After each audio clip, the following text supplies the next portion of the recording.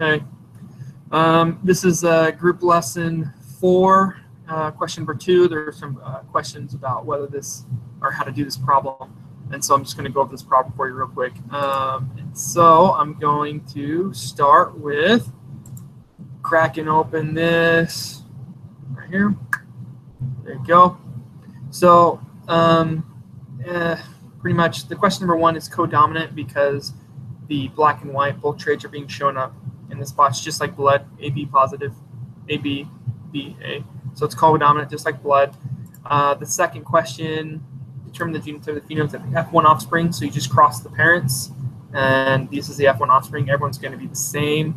And then it gives you the ratios for the F2 offspring right here. And so how I got these ratios is I took each one of the Punnett squares of crossing these two, so this one with this one. And so black is going to be a quarter, black and white is going to be half, half are going to be heterozygous, white quarter, and so on, so on. Now how I got the 3/4 right here, the normal of black, I'm going to have to show you here real quick.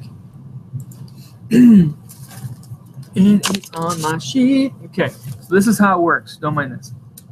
So I cross the two, and you're going to end up with an X with a Y with a small s, X with a Y with a big S, or Y with a big S, two big S's, and a heterozygous, one big S, one small s. And so these 3 are going to be normal. This one is going to be shaker. So you're only going to have 1 shaker. So out of 4, you have 1 shaker and 3 normal. And that's how I got my ratio. So as we go back to my screen here, so that's where I got these ratios at. And so from these ratios, I took 26 and times by the multiple here to get my, it would be your expected. That would be my expected value. So my expected value is actually 4.96 or something. So I just rounded to 5. And I did a lot of rounding with that one there.